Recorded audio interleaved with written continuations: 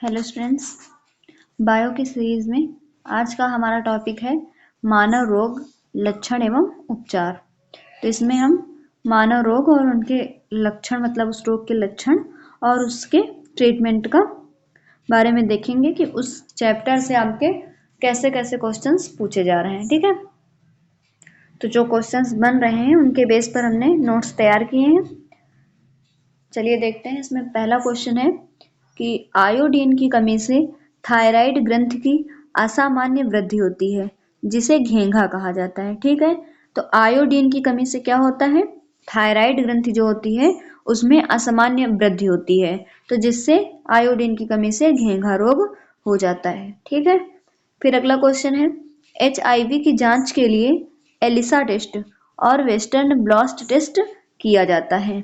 तो HIV की जांच के लिए कौन सा टेस्ट, एलिसा टेस्ट और वेस्टर्न ब्लॉट टेस्ट किया जाता है। ठीक है, उसके बाद है कि स्वाइन फ्लू एक तीव्र संक्रामक रोग है। स्वाइन फ्लू जो है वो एक तीव्र संक्रामक रोग है, मतलब कि तीव्रता के साथ फैलता है। तो जो एक विशिष्ट प्रकार के इन्फ्लुएंजा वायरस H1N1 के द्वारा होता है। जो स्वाइन फ्लू है वो उसका वायरस कौन सा है, H1N1 के द्वारा होता है। स्वाइन फ्लू का मुख्य कारण सुअर जैसे जीव होते हैं। ठीक है, फिर है आपका कि आपको कैसे पता चलेगा कि कोई व्यक्ति 1 वर्ष पहले HIV से संक्रमित हुआ है। तो HIV क्या होता है, ये एक प्रकार का वायरस होता है, ह्यूमन इम्यूनोडिफिशियंसी वायरस इसे कहा जाता है। तो इस वायरस से कैसे आपको पता चलेगा कि कोई व्यक्ति 1 वर्ष पहले संक्रमित है, तो रक्त में HIV एंटीबॉडी द्वारा, तो इससे क्या होता है कि रक्त में HIV एंटीबॉडी द्वारा पता चलता है कि एक व्यक्ति 1 वर्ष पहले HIV द्वारा संक्रमित हुआ है कि नहीं। ठीक है, HIV एक प्रकार का रेट्रोवायरस होता है जो एड्स का कारण बनता है। एड्स बीमारी है यानी कि एक्वायर्ड इम्यूनोडिफिशियंसी सिंड्रोम का कारण बनता है। और इस बीमारी में होता क्या है कि इसमें प्रतिरक्षा तंत्र आपका विफल होने लगता है। ठीक है, इसके परिणाम स्वरूप जो होता है कि व्यक्ति की मृत्यु भी हो जाती है, क्योंकि इसके बाद ये बीमारी हो जाने के बाद आपके शरीर में अन्य बहुत सी बीमारियां होने लगती हैं। ठीक है, और जब आपका प्रतिरक्षा तंत्र विफल होने लगता है तो वो आपकी बॉडी को उस तरह से प्रोटेक्ट नहीं कर पाता है दूसरी बीमारियों से बचाने के लिए। ठीक है, तो ये एड्स जो HIV द्वारा एड्स बीमारी होती है, तो इसके बाद हमारे शरीर में अनेक प्रकार की बीमारियां घर कर लेती हैं, जिसके बाद व्यक्ति की मृत्यु हो जाती है। ठीक है, फिर अगला प्रश्न है कि निम्न में से कौन सा वृद्धि के लिए आवश्यक प्रोटीन प्रदान करता है। तो दालें जो हैं वो वृद्धि के लिए आवश्यक प्रोटीन प्रदान करती हैं। ठीक है, उसके बाद है कि इनमें से कौन सा यौन संचारित विषाणु जनित रोग होता है। तो इनमें से कौन सा विषाणु जनित रोग है, तो मस्सा क्या होता है, आपने देखा होगा कि हमारे शरीर में काले रंग का उभरा हुआ मांस का छोटा सा दाना टाइप का हो जाता है, उसे हम मस्सा कहते हैं। यह एक प्रकार का चर्म रोग माना जाता है। ठीक है, तो ये एक विषाणु जनित रोग होता है। फिर है कि वाट्स के कारण होता है, यानी कि वाट्स किसके कारण होता है, तो विषाणु के कारण होता है वाट्स।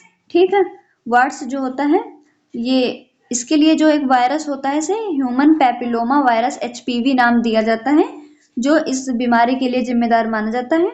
तो इस वायरस की वजह से आपको वाट्स होता है। वाट्स में क्या है, इसमें भी त्वचा पर मतलब मटर के आकार का मांस का टुकड़ा ऊपर उभर आता है, तो उसे हम वाट्स कहते हैं। ठीक है, फिर है कि एड्स रोग के कारण होता है, यानी कि एड्स रोग किसके कारण होता है, तो विषाणु यानी कि वायरस के कारण होता है। और उसका वायरस कौन सा होता है, HIV। ठीक है, एड्स HIV वायरस के कारण होता है। फिर है कि निम्न में से किस रोग में शरीर उन अनेक छोटे मोटे संक्रमणों से नहीं लड़ पाता है जिनका हम प्रतिदिन सामना करते हैं। यानी कि वही बात जो हमने बताया कि प्रतिरक्षा तंत्र जब आपका विफल हो जाता है तो हम छोटी छोटी बीमारियों से, छोटे मोटे संक्रमण से लड़ने के लिए हमारा शरीर हमारा विफल होने लगता है ना।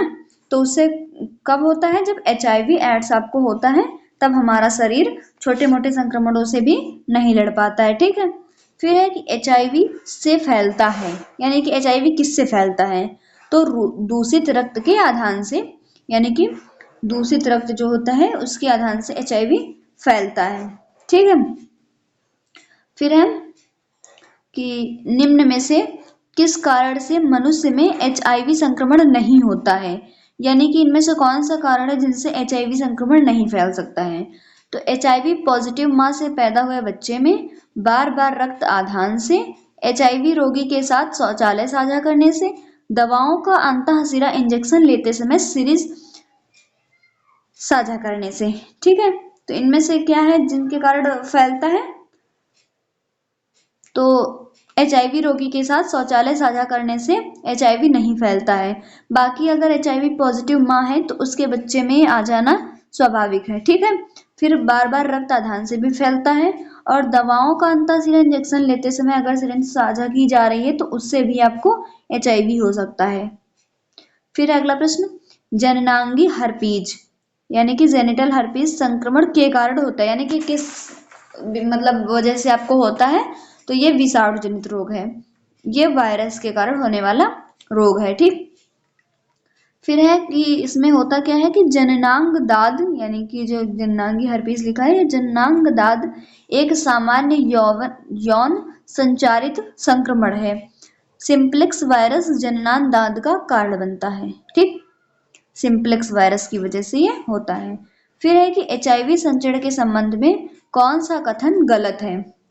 तो इनमें से कौन सा कथन जो गलत है? तो जैसे कि है HIV संक्रमित रक्त के आधान से HIV मतलब संचरित होता है, या फिर किसी मच्छर द्वारा HIV संक्रमित व्यक्ति को काटने के बाद उस मच्छर के काटने से HIV संचरित हो सकता है। HIV संक्रमित मां से उसके नवजात बच्चे में संचरित हो सकता है। HIV संक्रमित व्यक्ति के साथ असुरक्षित यौन संपर्क के माध्यम से संचरित हो सकता है। तो इनमें से कौन सा कथन गलत है? तो ये आपका गलत है कि किसी मच्छर ने अगर HIV संक्रमित किसी व्यक्ति को काट लिया, उसके बाद वही मच्छर किसी दूसरे व्यक्ति को काट रहा है तो उससे HIV नहीं फैलता है। ठीक।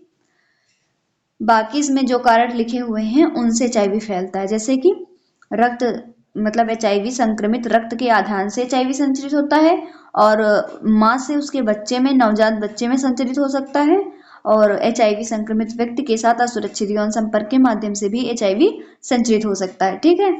फिर है कि निम्न में से कौन सा वायरस का उदाहरण है? तो इनमें से कौन सा है जो वायरस का उदाहरण है?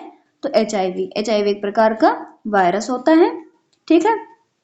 क्या नाम होता है इसका? Human immuno deficiency virus. ठीक। फिर है कि मानव में कौन सा रोग सूर्य से आने वाले UV विकिरण का कारण होता है? तो कौन सा रोग? त्वचा का कैंसर। इसमें त्वचा का कैंसर है जो सूर्य से आने वाली UV रेज जो होती हैं उनके विकिरण के कारण होता है, तो त्वचा का कैंसर। फिर है कि निम्नलिखित में से कौन सा रोग एक यौन संक्रामक रोग नहीं है? तो इनमें से कौन सा रोग है जो यौन संक्रामक रोग नहीं है? तो आपके ऑप्शंस हैं जैसे कि यक्ष्मा, सिफिलिस, एड्स, हेपेटाइटिस बी। तो इनमें से कौन सा है? तो इसमें यक्ष्मा है जो यौन संक्रामक रोग नहीं है। ठीक। बाकी जो आपके दिए गए हैं वो यौन संक्रामक रोग होते हैं, सिफिलिस, एड्स और हेपेटाइटिस बी।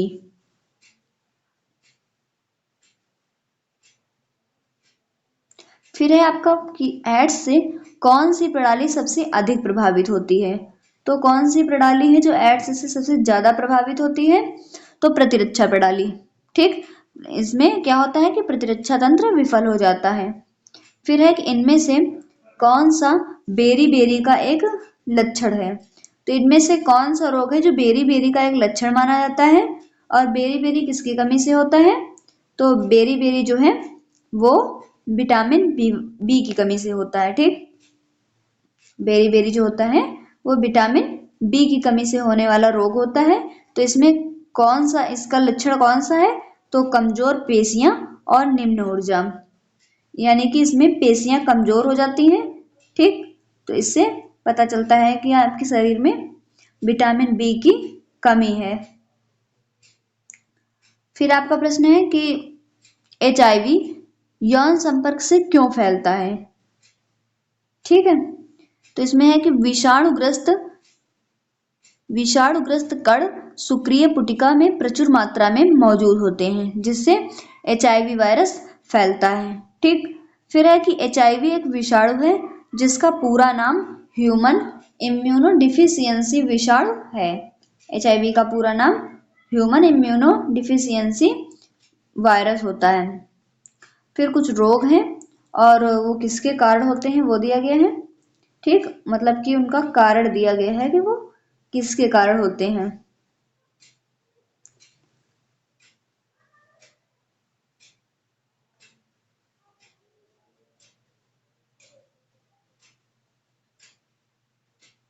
तो जैसे कि इसमें है डेंगू। डेंगू जो होता है वो वायरस से होता है, तो ये विषाणु जनित रोग माना जाता है। फिर है मलेरिया। मलेरिया जो है वो परजीवी से होने वाला रोग है मलेरिया। ठीक।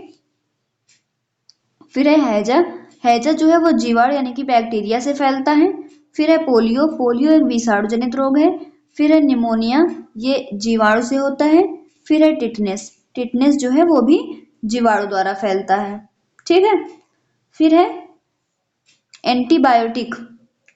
एंटीबायोटिक यानी कि इसका उपयोग मानव शरीर के अंदर जीवाणु संक्रमण का उपचार करने के लिए किया जाता है।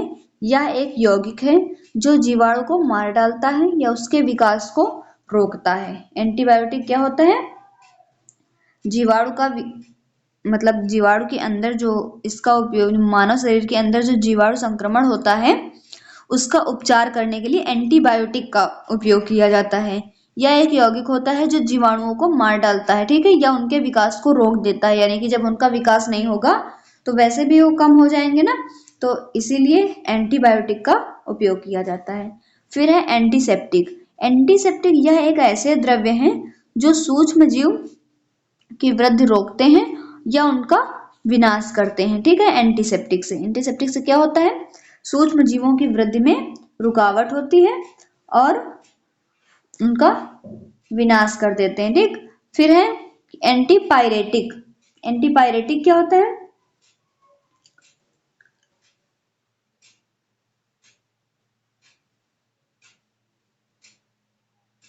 एंटीपायरेटिक यह एक ज्वरहारी औषधियां हैं, ठीक, जो ज्वरावस्था में प्रयुक्त करने पर शरीर के ताप को कम करके उसे पुनः साधारण अवस्था में लाती हैं।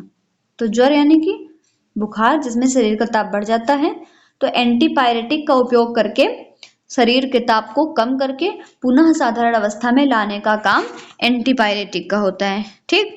फिर है एनेस्थेटिक। तो एनेस्थेटिक क्या होता है? इसमें संवेदनहीनता महसूस करने की स्थिति का अवरोधन अथवा अस्थायी रूप से हरण को प्रेरित करती है। ठीक। फिर है अगला क्वेश्चन कि विश्व स्वास्थ्य संगठन के अनुसार मतलब कितने से कम नमक का सेवन उच्च रक्तचाप को रोकने में मदद करता है और वयस्क आबादी में हृदय रोग और हृदयाघात के खतरे को कम करता है। यानी कि प्रतिदिन 5 ग्राम नमक का उपयोग करने से आपके शरीर में उच्च रक्तचाप को रोकने में मदद करता है। ठीक। तो प्रतिदिन 5 ग्राम। फिर है क्या कि क्विनीन। क्विनीन जो है वो मलेरिया की एक आम दवा है जो किस वृक्ष की छाल से प्राप्त की जाती है? तो कुनैन वृक्ष की छाल से क्विनीन नामक मलेरिया की दवा प्राप्त की जाती है। फिर है कि हेपेटाइटिस ए किसके कारण होता है? तो ये एक विषाणु के कारण होता है, यानी कि वायरस वाला रोग है। फिर कुछ जीवाणु यानी कि बैक्टीरिया और कुछ वायरस से होने वाली बीमारियों के नाम दिए गए हैं, जैसे कि इसमें है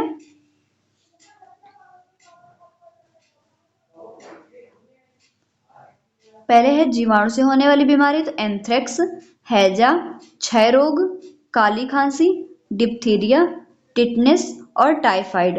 ये आपके बैक्टीरिया से होने वाले रोग होते हैं। एंथ्रेक्स, हैजा, क्षय रोग, काली खांसी, डिप्थीरिया, टिटनेस, टाइफाइड।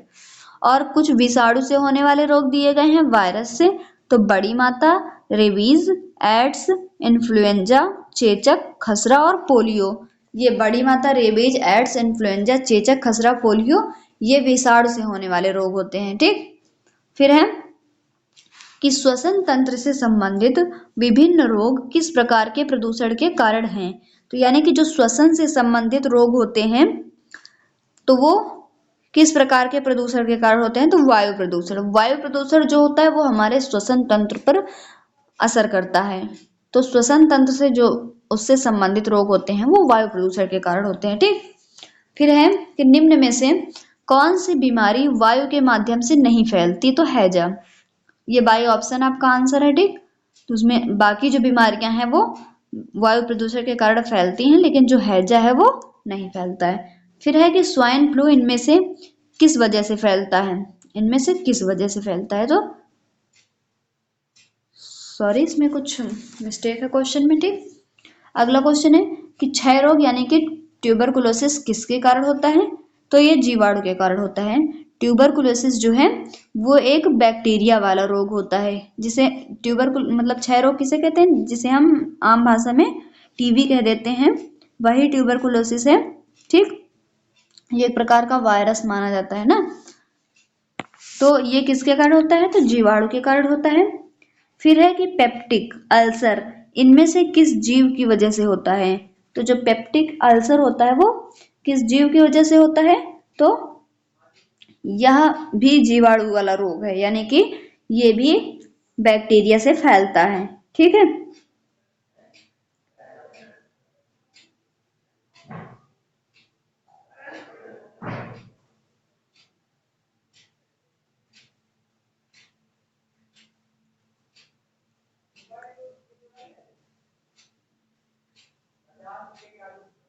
इसमें जो है स्वाइन फ्लू इनमें से किस वजह से फैलता है। तो ये आपका यह जो रोग होता है ये विषाणु से होता है, यानी कि वायरस से होने वाला रोग है ना।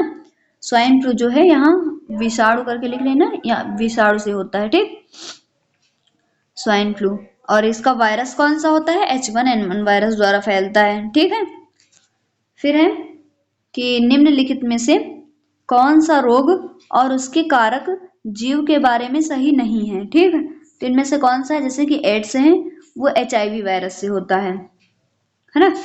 तो फिर है मलेरिया, मलेरिया जो है वो प्लाज्मोडियम बैक्टीरिया से होता है। ठीक, फिर है टीबी, टीबी जो है वो माइक्रोबैक्टीरियम यानी कि ट्यूबरकुलोसिस माइक्रोबैक्टीरियम ट्यूबरकुलोसिस से होता है टीबी, ये भी बैक्टीरिया से होने वाला रोग है।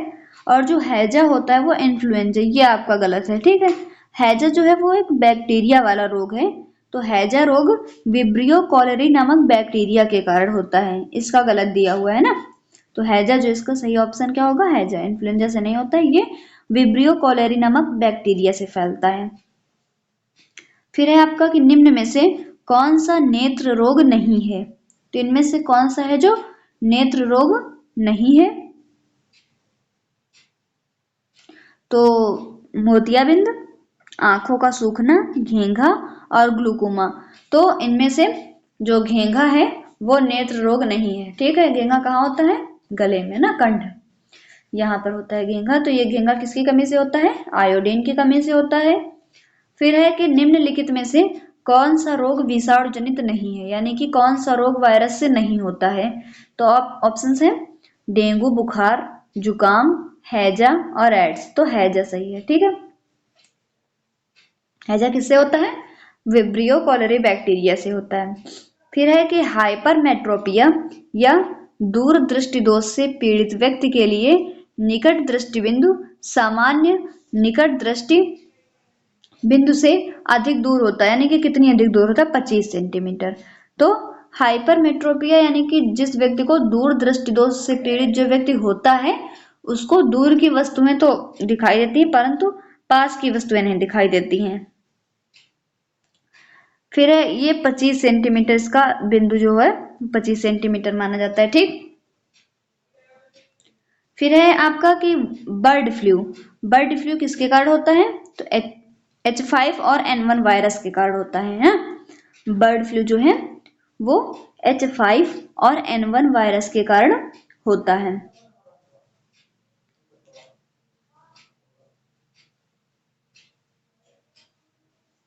फिर है आपका कि निम्नलिखित में से कौन सा विषाणु जनित रोग नहीं है। तो इसमें है चेचक, तपेदिक, इन्फ्लुएंजा और खसरा।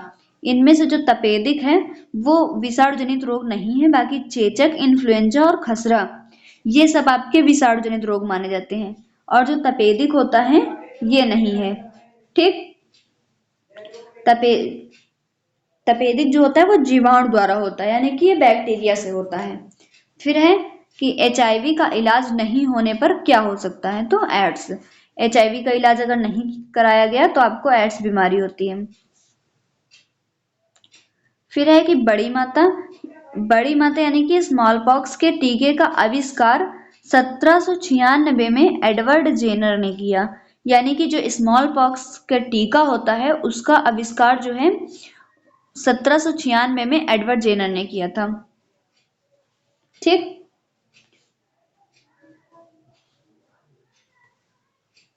फिर क्या है कि प्रदूषित हवा में परागकण की उपस्थिति हे बुखार के प्रमुख लक्षणों में से एक है। हे बुखार को एलर्जिक राइनाइटिस भी कहा जाता है। इस बीमारी में सर्दी जुकाम जैसे लक्षण पाए जाते हैं, जिसमें आंखों में खुजली होना, छींके और साइनस प्रमुख हैं। ठीक। फिर है कि रोगजनक सूक्ष्म जीवों की वृद्धि को रोकने वाली दवाओं को क्या कहा जाता है, तो एंटीबायोटिक्स कहा जाता है। सूक्ष्म जीवों की जो वृद्धि को रोकती हैं उनको एंटीबायोटिक्स कहा जाता है। फिर है कि इनमें से किस रोग से पीड़ित रोगी नेत्रदान कर सकते हैं, तो ऑप्शन है मधुमेह, रेबीज, हैजा, टिटनेस।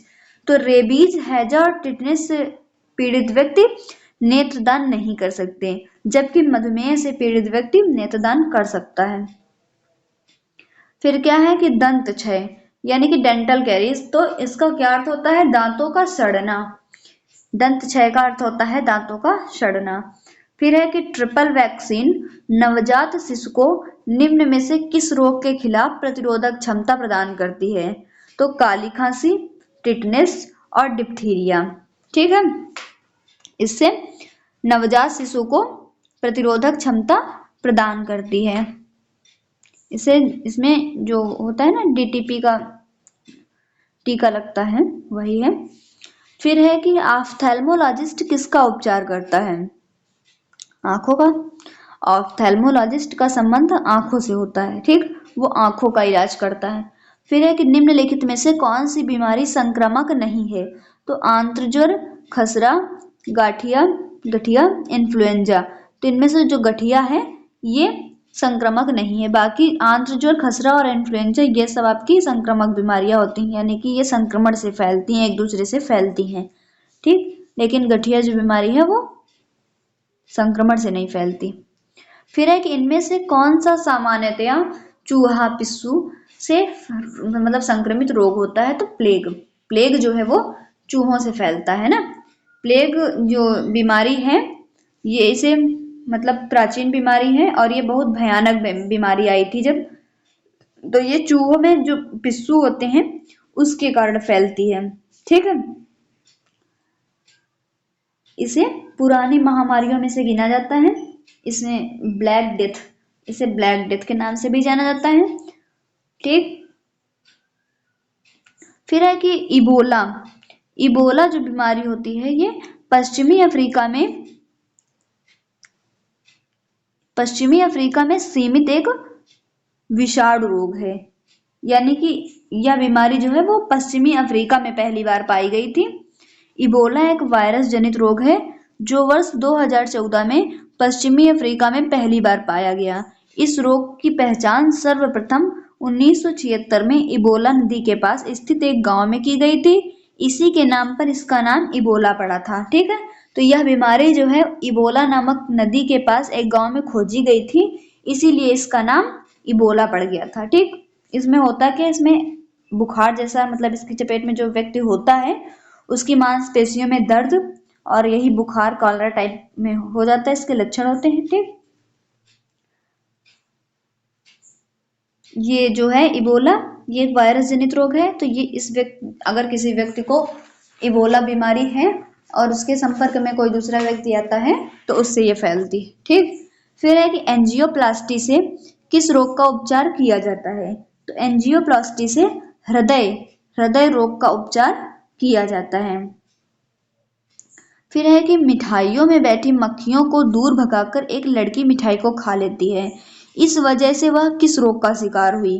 तो इस वजह से वो हैजा का शिकार होगी। ठीक, तो हैजा जो है जीवाणु से फैलता है ना, तो हैजा अगर कोई मतलब मक्खी जो है वो मिठाई पर बैठी है और वही मिठाई कोई व्यक्ति खा लेता है तो उसे हैजा नामक रोग होता है। यानी कि ये विब्रियो कॉलेरी नामक जीवाणु से होता है। तो मक्खियों और ये मक्खियों द्वारा फैलता है। इसमें क्या होता क्या है, इसमें हैजा में इसमें रक्त का संचार धीमा पड़ जाता है इसमें और जल की कमी हो जाती है ना। फिर है कि पीलिया किससे संबंधित रोग है? तो पीलिया जो है वो यकृत से संबंधित रोग है, लीवर से। फिर है रक्त में यूरिक अम्ल की अधिकता लक्षण है। तो रक्त में जब यूरिक अम्ल की अधिकता होती है तो इससे ये गठिया के लक्षण होते हैं। ठीक, फिर है कि गठिया एक बीमारी है जो जोड़ को प्रभावित करती है। जोड़ यानी कि जैसे जोड़ होते हैं घुटने में, हाथ के जो होते हैं ना, वैसे ज्यादातर ये पैर के घुटने में पाई जाती है, मतलब हाँ घुटने में पाई जाती है गठिया बीमारी। तो ये जो होती है वो जोड़ को प्रभावित करती है। फिर है कि मनुष्य में रोग संचारित करने वाले कीटों को क्या कहते हैं? तो रोगाणु वाहक कहा जाता है। यानी कि जो रोग को ले जाते हैं, वाहक मतलब एक स्थान से दूसरे स्थान पर ले जाने वाला। तो रोग को संचारित करने वाले कीट को क्या कहा जाएगा? तो रोगाणु वाहक। फिर है कि रक्ताल्पता यानी कि विटामिन B9 से होता है और विटामिन B12 तथा Fe तीनों की कमी के कारण होता है। रक्ताल्पता जो है वो B9, B12 और Fe तीनों की कमी के कारण होता है, एनीमिया। फिर है कि डेंगू बुखार एक मच्छर जनित उष्णकटिबंधीय रोग है जो डेंगू विषाणु से होता है। तो इसे क्या कहा जाता है? हड्डी तोड़ बुखार कहा जाता है, क्योंकि इसमें हड्डियां बहुत ज्यादा दर्द होती हैं। तो ये मच्छर से होने वाला रोग है। ठीक, इसमें प्लेटलेट्स की कमी हो जाती है डेंगू बुखार में। फिर है कि ल्यूकेमिया एक प्रकार का मानव रोग है जो कि सफेद रक्त कोशिकाओं का कैंसर कहा जाता है। इसे ल्यूकेमिया को सफेद रक्त कोशिकाओं का कैंसर कहा जाता है। ठीक, फिर है कि कार्सिनोमा। कार्सिनोमा जो है उसे एपिथेलियल कोशिकाओं का कैंसर कहा जाता है। फिर है लिम्फोमा। लिम्फोमा जो है वो लिम्फोसाइट का कैंसर कहा जाता है। और सार्कोमा इसे संयोजी ऊतक का कैंसर कहा जाता है। फिर है लिपोमा, इसे एडियोज ऊतक का कैंसर कहा जाता है। ठीक है, ये इतने प्रकार के माने जाते हैं। फिर है कि जिसका अक्सर सदमे के उपचार यानी कि शॉक ट्रीटमेंट के रूप में जाना जाता है, जिसमें बीमारियों से राहत प्रदान करने के लिए विद्युत रूप से रोगियों मतलब संग्रहण विद्युत रूप से रोगियों में लगाया जाता है। यानी कि क्या है, जिसका उपयोग सदमे के उपचार में किया जाता है। तो ECT यानी कि electroconvulsive therapy, electro convulsive therapy से कहा जाता है ECT। तो जब किसी व्यक्ति को शॉक ट्रीटमेंट दिया जाता है तो आपने देखा होगा कि उसे इलेक्ट्रिक से उसे शॉक ट्रीटमेंट का बीमारी मतलब इसे सदमे के उपचार में किया जाता है। ठीक, जब किसी व्यक्ति को सदमा लगा होता है। फिर है कि निम्नलिखित में से कौन सा जानवरों का एक तीव्र वायरल रोग है जो मनुष्यों में एक संक्रमित जानवर के काटने से फैलता है? तो रेबीज। ठीक है, फिर है कि हाइड्रोफोबिया या रेबीज एक संघातिक रोग है जिसका संक्रमण केंद्रीय तंत्रिका तंत्र में होता है। इसका संक्रमण पागल कुत्ते, भेड़िए या लोमड़ी आदि के काटने से होता है। इसका कारक रेबीज विषाणु होता है। ठीक, तो अगर किसी को पागल कुत्ता या भेड़िया, लोमड़ी आदि के काटने से ये रोग फैलता है। फिर है कि निम्नलिखित में से कौन सा तीव्र जठरांत संबंधी पैदा करने वाला एक जल जनित रोग है? तो हैजा। फिर है कि सफेद दाग यानी कि ल्यूकोडर्मा का इलाज निम्नलिखित में से किस हर्बल दवा द्वारा किया जाता है? तो लुकोसिन। ठीक है, फिर है कि सफेद दाग त्वचा की एक बीमारी है, इसका इलाज लुकोसिन हर्बल दवा द्वारा किया जाता है। फिर है कि भ्रूण के मस्तिष्क को नुकसान पहुंचाने वाला जीका वायरस वाहन होता है। तो मच्छर, मच्छर जो है वो जीका वायरस का कारण होता है। ठीक, जो भ्रूण के मस्तिष्क को नुकसान पहुंचाता है। फिर है कि हेपेटाइटिस बी निम्नलिखित में से किसके कारण होने वाला संक्रामक रोग है जो यकृत को प्रभावित करता है? तो वायरस। हेपेटाइटिस बी जो है वो एक वायरस जनित रोग है, यानी कि विषाणु जनित रोग है। फिर है शरीर में कैल्शियम ऑक्सलेट की बहुत ज्यादा मात्रा किसका कारण बनती है? तो पथरी का कारण बनती है। जब शरीर में कैल्शियम ऑक्सलेट की बहुत ज्यादा मात्रा होती है तो वो पथरी का कारण बनती है। फिर है ब्रोंकाइटिस फेफड़ों की सांस नली में सूजन से संबंधित होता है। अगला क्वेश्चन है कि मेनिंजाइटिस दिमाग और रीढ़ की हड्डी की सूजन को संक्रमण से संबंधित होता है। ठीक, इसमें रीढ़ की हड्डी और दिमाग इस पर असर करता है। फिर है मधुमेह यानी कि डायबिटीज रक्त में शुगर की मात्रा बढ़ने या घटने से संबंधित है। ये आपके क्वेश्चंस हैं तो इनके बारे में ज्यादा डिटेल्स हैं क्योंकि आप जानते हैं इनके बारे में, तो ऐसे हमने नोट्स में वन लाइनर आपको दिया गया है कि मधुमेह रक्त में शुगर की मात्रा बढ़ने या घटने से संबंधित। तो मधुमेह आपका प्रश्न अगर प्रश्न बना के दिया जाए तो इस मधुमेह जो है वो रक्त में किसकी मात्रा बढ़ने या घटने से संबंधित है? तो शुगर। ठीक, प्रश्न बना के भी दिए लेकिन उससे आपको ज्यादा डिटेल में पढ़ना पड़ेगा और ज्यादा पढ़ने के लिए अभी आपके पास टाइम नहीं फिलहाल। जितना हो सके आप शॉर्ट नोट्स के माध्यम से ज्यादा कवर करने की कोशिश करें क्योंकि एग्जाम्स का level day per day high होता जा रहा है, तो इससे आपको जो प्रीवियस ईयर आप पढ़ रहे हैं उसमें फंसने के चांसेस हैं, लेकिन उसी में वो नए पैटर्न पर क्वेश्चन पूछ रहे हैं। जैसे कि आपका क्वेश्चन तो अब कहीं बाहर से तो लाएंगे नहीं, सिलेबस तो यही होगा, लेकिन इसी में घुमा फिरा के क्वेश्चंस पूछे जा रहे हैं जिससे स्टूडेंट्स बहुत ज्यादा कंफ्यूज हो रहे हैं। ठीक, तो आप हर चीज को बिल्कुल दिमाग से शांति से पढ़िए क्योंकि जितना ज्यादा आप माइंडली उसको याद रखेंगे, रिपीट करेंगे, रिवाइज करेंगे, उतना ही आपका बेनिफिट होने वाला है। कहीं ना कहीं से आपके माइंड में वो चीज क्लिक कर जाती है मेन टाइम पे कि आपको ये पढ़ना है, इस मतलब इसका ये आंसर होगा। ठीक है, तो जितना ज्यादा हो सके मन लगा के पढ़ते रहिए। शॉर्ट नोट लॉन्ग आपको जैसे पढ़ना अच्छा लगता हो आप वैसे पढ़िए, लेकिन कुल मिला के पढ़ते रहिए क्योंकि पैटर्न बहुत ज्यादा हाई हो रहा है। फिर है कि कुष्ठ रोग यानी कि लेप्रोसी को किसके नाम से जाना जाता है? तो हैंसन रोग। ठीक, फिर है रक्ताल्पता स्थिति किसकी वजह से होती है? तो आरबीसी की कमी से रक्ताल्पता होती है। फिर है पीला बुखार यानी कि पीत ज्वर मुख्य रूप से इंसानों के बीच किससे फैलता है? तो मादा मच्छर के काटने से फैलता है। जो पीत ज्वर है वो मुख्य रूप से मादा मच्छर के काटने से फैलता है। फिर है रोगों को फैलाने वाले कीड़ों को कहा जाता है, तो क्या कहा जाता है? वेक्टर। रोगों को फैलाने वाले कीड़ों को वेक्टर कहा जाता है। फिर है कि चमगादड़ निम्नलिखित में से किस रोग के रोगाणुओं के प्राकृतिक पोषक है? तो इबोला बुखार। ठीक है, इबोला बुखार का कारण होता है। फिर है विश्व एड्स दिवस हर साल कब मनाया जाता है? तो 1 दिसंबर। फिर है कि कैंसर से ऊतकों की जांच के लिए की जाती है तो बायोप्सी। ठीक है, इससे कैंसर से ऊतकों की जांच होती है। फिर है मवेशियों में मुख और पैरों के रोग किसके कारण होते हैं? तो विषाणु के कारण यानी वायरस के कारण होते हैं।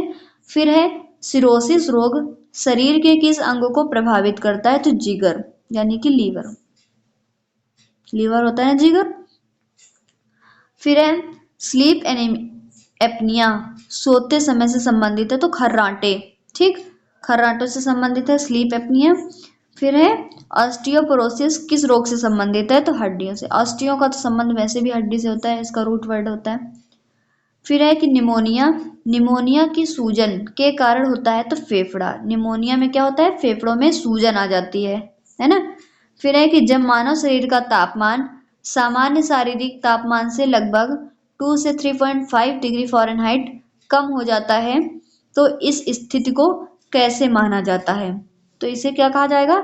हाइपोथर्मिया।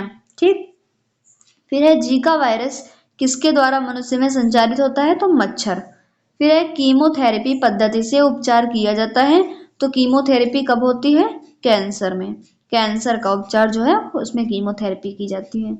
फिर है चेचक यानी कि चिकन पॉक्स किस वायरस के कारण होता है? तो वैरिशेला। फिर है ओटीसी दवा क्रोसिन एक दवा है, किसकी दवा है? दर्दनाशक एवं ज्वरनाशक, ज्वर यानी कि बुखार। फिर है मेलियोडोसिस क्या है?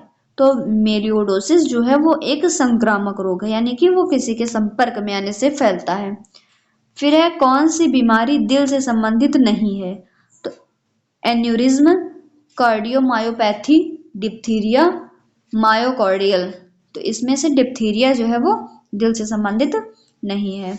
फिर क्या है कि हाल ही में मिट्टी में बैक्टीरिया संवर्धन की एक नई विधि का प्रयोग करके खोजी गई नवीनतम एंटीबायोटिक कौन सी है जिसे दवाओं के प्रति बढ़ती प्रतिरोध से लड़ने में मदद करने की उम्मीद है?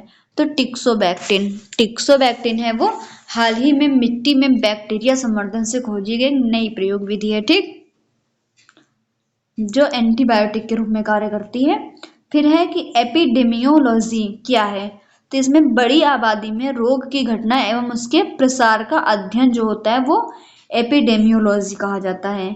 फिर है कि आरएमए दवा अपने वर्ग में दुनिया की पहली तेजी से काम करने वाली दवा जल्द ही भारत में लॉन्च होने वाली है, ठीक।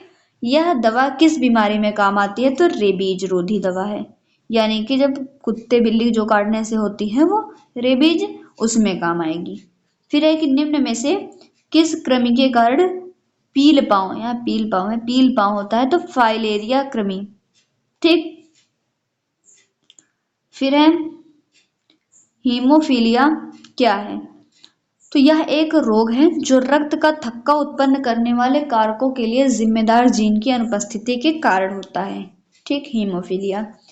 फिर है घावों से निकलने वाले सफेद रक्त को यानी कि सफेद द्रव को क्या कहा जाता है? तो मवाद।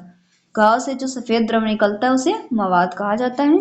फिर है कि मध्य कर्ण में मौजूद स्टेपीज मानव कंकाल की सबसे छोटी हड्डी होती है, जो कान में पाई जाती है ना स्टेपेज, वो मानव शरीर की सबसे छोटी हड्डी है। ये आपका काफी बड़ा टॉपिक है, तो इसमें ज्यादा क्वेश्चन इस टॉपिक से मतलब ज्यादा क्वेश्चन पूछे गए हैं, इसीलिए ये बड़ा टॉपिक है, क्योंकि हम अपने नोट्स में उन्हीं क्वेश्चंस को लेते हैं जो पूछे गए हैं। तो इसमें ज्यादा क्वेश्चन पूछे गए हैं इस टॉपिक से, तो इसको आप ध्यान में रखिएगा। इसके बारे में जितना ज्यादा हो सके उतना ज्यादा पढ़िएगा, क्योंकि इससे बहुत ज्यादा क्वेश्चन पूछे जाते हैं।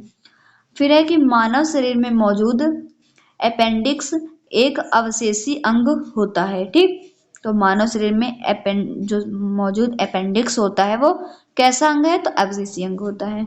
फिर है अस्थिमज्जा मानव शरीर में लाल रक्त कणिकाओं का निर्माण करती है। तो क्वेश्चन क्या बनेगा कि मानव शरीर में लाल रक्त कणिकाओं का निर्माण यानी कि डब्ल्यूबीसी का निर्माण, सॉरी आरबीसी का निर्माण किसके कारण होता है? तो अस्थिमज्जा। फिर है कि एक सामान्य मानव की रीढ़ की हड्डी में 33 कशेरुक होते हैं। फिर है कि मानव शरीर की सबसे बड़ी हड्डी जांघ में पाई जाने वाली फीमर हड्डी होती है, ठीक। फीमर जो होती है वो मानव शरीर की सबसे बड़ी हड्डी होती है जो कि जांघ में पाई जाती है, और स्टेपीज जो है वो मानव शरीर की सबसे छोटी हड्डी होती है जो कि कान में पाई जाती है। फिर है यकृत, लीवर मानव शरीर की सबसे बड़ी ग्रंथि होती है, ठीक। फिर उसके बाद है कालाजार। तो कालाजार जो होता है वो लीजमैनिया प्रोटोजोआ के कारण होता है, और इसका वाहक सैंड फ्लाई, ठीक। तो कालाजार जो है वो लिस्मैनिया नामक प्रोटोजोआ के कारण होता है, और इसका वाहक सैंड फ्लाई होता है, ठीक। फिर है सीसी मक्खी जो होती है वो निद्रा रोग, यानी कि ये जो है निद्रा रोग जो है वो ब्रूसी प्रोटोजोआ के कारण होता है, जिसे ट्रिपेनोसोमा भी कहा जाता है, ठीक। ये सीसी मक्खी इसका वाहक होती है, यानी कि उससे फैलता है। फिर है डेंगू तथा पीत ज्वर। तो डेंगू तथा पीत ज्वर जो होता है वो विषाणु जनित रोग ये होते हैं, यानी कि ये वायरस जनित रोग माने जाते हैं ना, और इनका वाहक जो है वो मादा इजिप्ट मच्छर होता है। इन दोनों का, डेंगू और पीत ज्वर, ये दोनों ही विषाणु जनित रोग होते हैं, और दोनों का ही वाहक मादा इजिप्ट मच्छर माना जाता है। लेकिन जो ये प्लेटलेट्स की कमी है ये आपके डेंगू में होती है, ठीक। जिस व्यक्ति को डेंगू होता है उसे प्लेटलेट्स की कमी हो जाती है। फिर है मलेरिया। मलेरिया जो है वो प्लाज्मोडियम प्रोटोजोआ के कारण होता है, ठीक। मलेरिया जो है वो प्लाज्मोडियम प्रोटोजोआ के कारण फैलता है, और इसका वाहक क्या है? मादा एनोफिलीज मच्छर जो होता है उसके कारण मलेरिया होता है। और इस पर मलेरिया जो है, इस बीमारी पर शोध करने के लिए रोनाल्ड रॉस को 1902 में नोबेल पुरस्कार दिया गया था, ठीक। फिर है यक्ष्मा यानी कि तपेदिक या फिर क्षय रोग इसे कहा जाता है, जिसे हम अपनी भाषा में टीबी कह देते हैं, टीबी। तो प्रतिरक्षण के लिए बीसीजी वैक्सीन यानी कि इस रोग से जो क्षय रोग होता है इससे प्रतिरक्षा के लिए बीसीजी वैक्सीन लगाई जाती है। तो बीसीजी जो वैक्सीन है इसकी खोज Albert Calmette and Camille Guerin ने की थी। ठीक है, इन्हीं के नाम पर ये बनाई गई थी। फिर है क्षय रोग जो है इसका जो वायरस है उसे माइक्रोबैक्टीरियम ट्यूबरकुलोसिस वायरस जो होता है इसके कारण ये होता है। ठीक, और जो क्षय रोग है इसके निदान के लिए एक परीक्षण होता है। आपने काफी सुना होगा कि टीबी के लिए जो परीक्षण होता है वो मॉन्टेक्स परीक्षण कहा जाता है, जो टीबी रोग के लिए होता है। ठीक, फिर है चेचक। चेचक के टीके की खोज एडवर्ड जेनर ने की थी और एडवर्ड जेनर को प्रतिरक्षा विज्ञान का जनक कहा जाता है। ठीक है, तो ये रोग और उसके इलाज के बारे में इतने प्रश्न आपके पूछे जा चुके हैं इस टॉपिक से। तो जितना ज्यादा हो सके इस टॉपिक से आप पढ़ते रहिए, क्योंकि इसके काफी सारे क्वेश्चंस पूछे जाते हैं और हर बार ऐसा नहीं इस बार या किसी एनटीपीसी या पर्टिकुलर एग्जाम में पूछे गए हों, इसके क्वेश्चन हर एक एग्जाम में पूछे जाते हैं ज्यादा से ज्यादा। ठीक, तो इस टॉपिक पर ध्यान दीजिएगा। ठीक है।